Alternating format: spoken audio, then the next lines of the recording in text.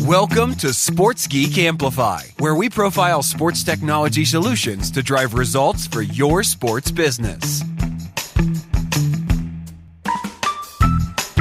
In this Sports Geek Amplify episode, we chat with the founder of UbiPark, a parking solution that can improve the fan experience and bring new revenue into sports. Here's your host, founder of Sports Geek, Sean Callanan. Welcome to Sports Geek Amplified. My name is Sean Callanan from Sports Geek, and you are watching or listening to this episode where I'm going to feature another business, a sports technology business that can help sports bounce back. In this episode, I'm going to talk with Mosstyn Howe, the founder of UbiPark. Mosstyn, welcome to the show. Hey, Sean. Thanks for having me on. No, not a problem. Not a problem. We are longtime friends, known each other for many, many years, and you've been in the parking game for a long time. I want you to, what I've been doing in challenging everyone is to do the Twitter challenge, old school Twitter, 140 characters. Can you describe what UbiPark does in 140 characters? Well, I might start off by saying that I'm in the parking industry, been in there for nearly 24 years now, and the good people get out, so I'm still stuck here.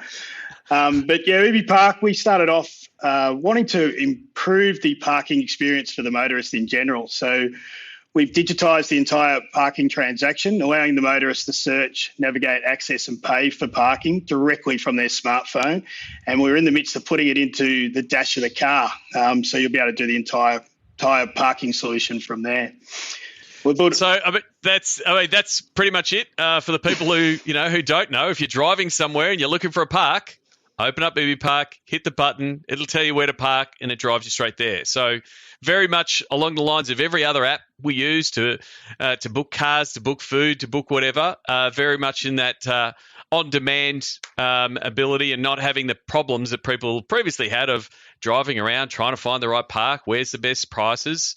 UbiPark sorts all that out. I guess what people who might be listening to this episode and have listened to other episodes in the Sports Geek Amplify series are like, Sean, what are you doing? Why is there a car parking solution in this? Like I said, we've been working together for a long time, and one of the things that I always loved doing in Sports Geek is bringing tech into sport that helps open up pieces. So we're really going to tackle, I guess, the sports solution and the sports offering from UbiPark.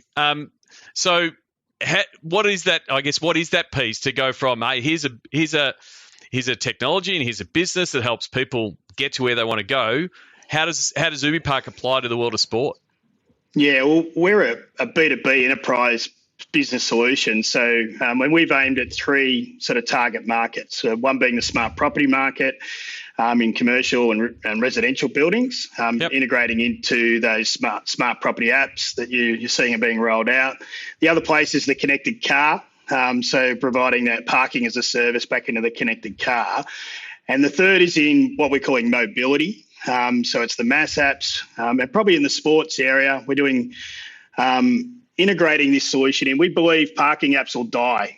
So if you're downloading a parking app to do a single parking transaction, we don't think that's the future. We think the integrated approach where it's part of a bigger ecosystem, because it's just another service that can be added, is how people are going to want to transact. And so if they're heading to an event, then parking should be a service that's fitting into that event app and helping the fan actually have the experience before they even get to the event. Yeah, so it's a lot of the technology we're seeing being applied to sport. It is that, hey, what are the different utilities? Hey, how can we get in-seat ordering into the app? How can we open up the app and tell us where to go in the stadium, or how can we look at the signage to know where to go in the stadium? So it's really as that adding that utility service. So that's what we're talking about here. Exactly, solving that piece. And so from a sports point of view. If you're thinking as a fan, everyone talks about the game day experience, and it's like, what's it like when you're at the stadium, and how can you get your food, and how can you make the experience? But what you're looking at here is actually just extending that a little bit more, and like, what is that half an hour, 45 minutes, an hour and a half, depending on where you're coming from? What does that pre-game look like before you get to the stadium, and also what is that experience after the game, and how do you get out? So how does UbiPark fit into that equation? Yeah, we see sort of fitting in three main areas. The fan experience is probably the first one. So how can we improve that fan experience? How can we give them a better start to getting to the event? So, the typical problem is I'm stuck in traffic. I'm going to miss the first bounce or the start of the tennis game, which is not a great experience. I've just paid some good money to go to the event, and now I'm going to miss the start of it because I'm stuck in a traffic jam. So how can we actually get them into? And it may not be the car park at the stadium. How do we get them into a car park, and maybe the last part of their journey is on foot or on a tram, for instance, in Melbourne, so we can get them in, and so they don't miss the start of the game. So that fan experience, and we found there's two types of users. There's a planned user. They'll book. They want to know days before the event how they're going to get there, how long it's going to take to get there. They've got a guaranteed spot if they're parking, so they've planned out. And then, it's the typical me. I'm going to wing it and get to the game. I'm going to try and find the park at the front door, which never happens. Yep. And how can you help that? So they're the two types of users we're looking to help. Then there's this safety aspect of it now. So it's contactless, it's windows up, completely COVID safe. It's a safer experience when we get it into the dash of the car, so they can do it while they're driving.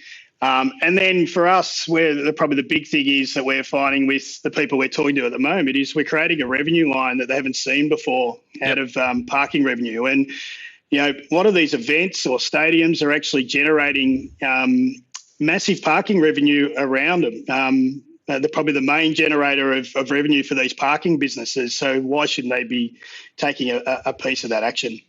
Yeah, so to refine that, like I spoke to Al Guido at the San Francisco 49ers when they digitized Levi Stadium, and they said just simply putting in their parking functionality into their app and moving away from paper enable them to capture a bunch more revenue. But what you're talking about is not actually not only maximising revenue of your own car park, but then also as a sport or as a stadium owner, actually getting revenue coming in from the surrounding car parks because they're going through your portal, your app, and you're directing them. And as you said, having that better fan experience. So I know my experience. I'm normally lucky enough to walk to the MCG, and I don't have to have the hassles of parking. But when I did tear my Achilles and I was in a moon boot and I was really desperate to go to a game, I do remember trying to drive to the MCG and trying to find a park.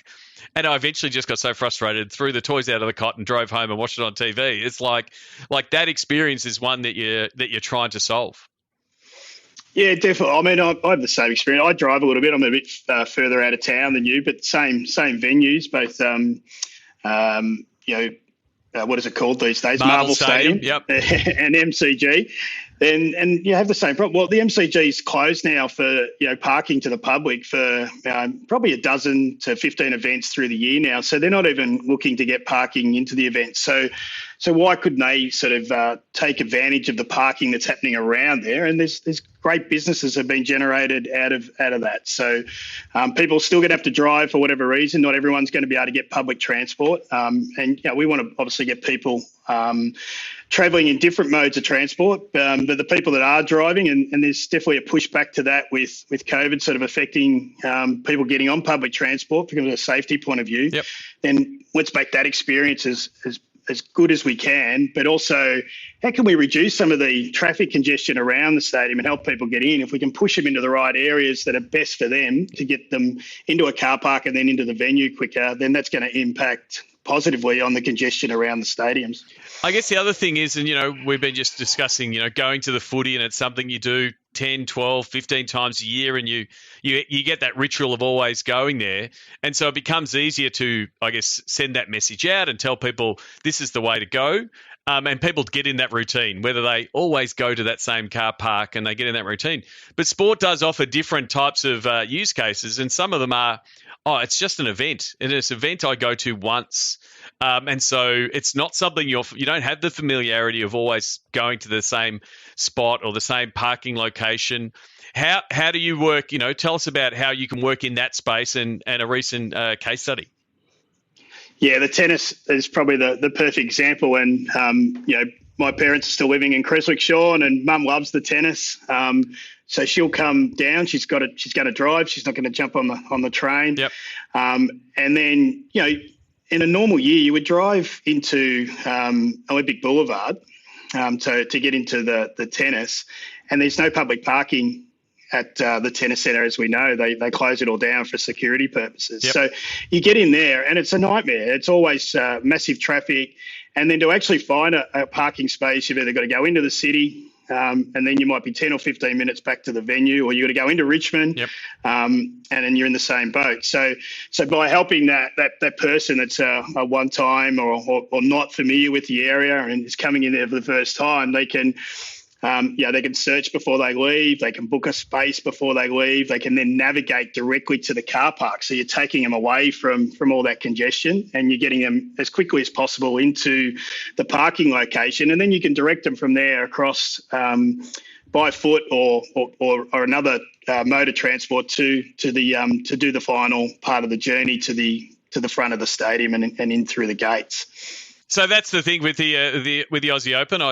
Walking in Richmond saw Australian Open approved parking locations and signage the like. So again, opens up, and even in this, shout out to our friends at Tennis Australia who ran the Australian Open and then had the little mini break, the 5 days off in the middle. But to at least open up a new revenue stream, that's a great way for them to say, hey, here's all the different places you can park, around the precinct. Yeah, look, firstly, I'll just shout out to the projects team and the fan experience team at the Australian Open. Amazing job with amazingly challenging experiences. Like, things were changing hourly for those guys, which obviously impacted on our team pulling that together as well. And sort of shout out to our team at UbiPark that pulled together the app and was able to get that out and running. It didn't help 5 days closed down, so there's no fans through the middle. So, but we pulled together a solution that, the Australian Open looking to get people into the event in a COVID safe way, because it was a really hot topic. Yep. And people weren't jumping on public transport. They didn't really want to get in taxis or rideshare. So here was an alternative to get to the venue so they could get the fans in safely in a way that they wanted to travel. We pulled together around 20 locations around the tennis centre to go onto the application and offer up discount parking for those fans. And we created a revenue line back to Tennis Australia out of that. The perfect situation will be we'd integrate that into the Australian Open app, so you can do everything that you're doing from the Australian Open app. So hopefully we could have some discussions with a bit more time this for next year's event. So that's the thing. It is about, hey, what do you do you want to work on your customer experience? How can you enhance that? And then, like you said, you're a B2B utility service. How do you integrate that into the app experience? In the same way that you can open up, see the fixtures, see the days, and buy the tickets. You're saying, oh, I've already got my tickets, and we're moving now to a place where the tickets are now inside the app. You're saying the same thing is, oh, here's your ticket, hit the button, oh, and here's how you can book your parking. That's the fully fledged version that you can have, integrating it with whatever app there might be. Yeah, I think there's lots of services going into these solutions, and not just in the sporting area. There's Equium, that's a smart property app, are putting in all sorts of types. So you can buy your coffee, you can book a meeting room. Yep. So people are looking for that experience to do it in the one place. So, for me, I've just downloaded the Australian Open app when I'm going to the tennis. I can book my tickets. I can see, what games I'm going to, what players I'm going to see. I can see profiles of those players. The queue times, obviously, that I've seen through the MCG app, I love that, so I know where to go. Yep. And then for me, parking's one that actually can create revenue. There's a lot of solutions that can go in, but it's hard to commercialise it and get something back to pay for it. But there's parking's a $700 billion industry worldwide, and events make up a fair whack of that revenue. So if we can get a percentage of that revenue going back into the event owner or the stadiums from outside their own parking, then they can pay for the services that they're putting back into these great stadium and event apps. Terrific. Well, it's a good segue to jump into our segment for the triple threat. Now it's time for the Sports Geek Amplify triple threat. So how does UbiPark, especially in a sports context, how does it save time? In what way does it save time? Yeah, so the time's really at the fan. Yep. So providing an efficient process for the fan to get to the event the quickest way possible. And again, it comes back to those two types of personas. It'll be the fan that's planning, so they can see all the information in one place. They can do everything they need. They know how long it's going to take. They know they're a guaranteed spot when they get there, and they're going to have that experience that they want to get in and save them time. And then, the person like me that's unplanned, then I'm going to sort of wing it, and then when I work out, I'm not going to be as lucky as I would thought I was going to be. I can sort of work out how to sort of get in the event and make sure I was, get to the start of the match. So that's probably the main thing. It's an important one. Most of the answers that are coming through have been, how can I save time for the staff and that kind of thing. But like looking at it from a fan point of view, making the experience better, turning a 90-minute, sojourn through traffic into a 75-minute and a comfortable park and an easy walk, like that little saving. And like you said, I remember, and I still, the pressure of trying to get there before the bounce, dragging 3 kids, trying to get into the stadium, and because that's what you want to be. You want to be at the game. So, and then from a money point of view, you've touched on it already. Does it save money or actually make money for the sports? No, we're a revenue creator. So we're creating revenue for the event owner or for the stadium or for the sporting league. It's probably the 3 main areas that we're targeting in the sporting environment. So, it's a revenue creator. So, revenue again, so in Australia, it's a $4 billion industry parking. In around the world, 700 billion. So a small percentage of that coming back into the event owner or the league is what we're about. And it is win-win-win, right? So the car parks that are on your platform and the customers that have got the ability to the utilisation, they get people in their car parks. So it is a win-win-win. And then from a resources, you touched on a little bit on it, the work that you had to do with the Australian Open to get things up and running. What resources, what sort of the process to say, hey, we want to roll out UbiPark? What are some of the steps and resources required to get the execution running so you can turn on that little parking revenue tap? Yeah, so we like to get the fan experience exactly right for the actual event. So that means some tweaking and some design and some customer journey workflows. So working with the fan experience team to make sure that we've nutted that out and we get the UI UX right in the app. And then it's working with the technical team, with the Australian Open was, we're working with them because the app lives in their store account. So we had to, build the app and put it in there and then push it to the stores for go live. But in the perfect situation, we're working with those teams to actually inbuild this technology through our SDKs and APIs. So they've got that full technology and experience sitting inside their app. Yep, so it is. It's just like rolling out a new version of the app with new technology, new features, so then people know about it. And then, the marketer in me says, cool, now that people have got that tech, you've got to tell people about it. Like there's a lot of sports apps these days have a lot of different features that a lot of the fans don't know. And so for mine, it's like roll it out, but it's a hidden gem. Tell people about it, that they can go in and they can, tap on and tap off, or even like you said, windows up and go through. That's the piece. A little bit of marketing will go a long way and really change what that revenue will be coming back to the sport.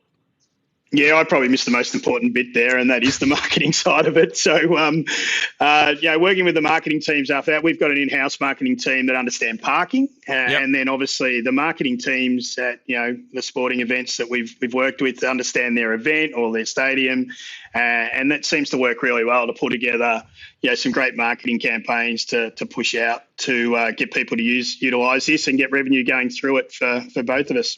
Yep. So, this as an industry vertical was, to a certain degree, was sort of on the roadmap, but got accelerated by COVID. Like you said, you're very much in the parking game, in the mobility game. You've got a lot of great data on how people are moving around. So I guess I wanted to know from you and from this, the stats and the trends you're seeing, how are people moving differently? What are the changes you've seen with, working from home and then starting to return back, and how people are turning up? How has that changed? And then I guess, how does UbiPark best fit into that space? Yeah, I might start by the increase in data, or I suppose the data that will be important to the event. Yep. Because we're starting to, we start to have data from when they start using the app, or using that version in the app. So we if they use the directions button and the navigation button, we know where they've started, we know where they're going, and then we know obviously where they've parked and come across into the event. So you're starting to see some demographic. So the Arts Centre actually use that in Melbourne, use that sort of understand where people are coming from in Melbourne to their events. Yep. So it helps them sort of target their marketing around those events going forward. What we're seeing in the community is a push back to the motor car as the main mode of transport. Even though Australia's been very car driven, there was obviously a very big push to public transport and other modes of transport, so to reduce congestion. But we're seeing a push back to that. We're seeing a lot of and our solutions are working well in these return to work plans, where we're able to share parking spaces between staff. Yep. So a tenant may have 50 parking locations because they're 200 staff, and we're able to get them to be, they're not in the office 5 days a week anymore. So we're able to rotate them through those spaces and get the 200 staff through the 50 spaces as they come in. So we're seeing a lot of that. We're definitely seeing people sort of push back away from that public transport and back to the car, which I think is a great opportunity for us, I suppose, and the event to start helping those people get back in. But then as you start to get confidence back after, vaccines get rolled out and COVID starts to go away, we're talking to, public transport organisations around having a relationship with the motorist. Yep. And then being able to, see the different modes of transport, and then they can start picking again what's the best mode of transport for them. But if you don't have that relationship with the person in the car, yep, then you're missing your target audience to help your congestion around the events. Yeah, definitely. I think the other piece that, we've discussed when we're looking at that sports use case and, this return to sport and this idea of, we've got QR codes to check in everywhere. And if there is a case, God forbid, at a big event, what does it look like? The fact that you have got that data, like there is potential to look at that contact tracing and where people are going and where they've been. I think that data piece is going to be one that's going to be brought sharply into focus for the sports industry, or really any industry that gets a whole bunch of people together. Yeah, definitely. We know that it's important, the data that's going through, and these sporting events, the data teams are going through all sorts of different data. So this was part of the reason why we've been selected to a few solutions, the Arts Centre especially, because they were keen to understand the data that they were missing out on outside the event, getting to the event. So that's terrific, Mossy. This is where I do the Sports Geek pitch. This is something actually we've done previously way back when. For those who don't know, it's how what we do is, in fact. So this is my version of the UbiPark pitch from our discussion. How getting to sports events has always been tough, and it's even tougher post-COVID. What UbiPark does is get you to the stadium in style by removing the headache of trying to find a car park. In fact, UbiPark has helped build revenue and utilisation with over 500,000 transactions across Australia, and it can now offer this new revenue stream for sports. There you go, Moss. There's your UbiPark for sports pitch. Good to go. No, thanks for that. We're just not in Australia now, mate. I will say we've launched our first sites in the States and in New Zealand and the UK. So we're starting to really expand across the world now. Well, there you go. So I guess the next steps from a call to action is, go to sportsgeekamplify.com/UbiPark. The best way is to book in a call, really, because it is about defining your customer experience and having a chat. And that's where I've been working with Mossy, working with sports teams and leagues to understand how to get those technical pieces together to make it happen. Because once it's integrated, like you said, you get that setup piece work done, it's new revenue streams. And in 2021, new revenue streams in sport are vital. Yeah, definitely. And that's I think that's probably, we're seeing in our discussions with potential clients that the revenue, as soon as you talk about revenue, that seems to be the big thing that they're interested in at the moment. Because I suppose you've lost revenue from people not being in the seats as much and sponsorship being maybe a little bit harder than what it was. So anywhere you can find some new revenue is probably good. Terrific. Well, that's it for this episode. You can check out and link and connect with Mosstyn Howell on all platforms. Go check him out on LinkedIn. There'll be links in the show notes. We'll be at sportsgeekamplify.com. You can go check out UbiPark at ubipark.com. Mosstyn, thanks a lot for coming on the episode, and I look forward to catching up at a sports event soon.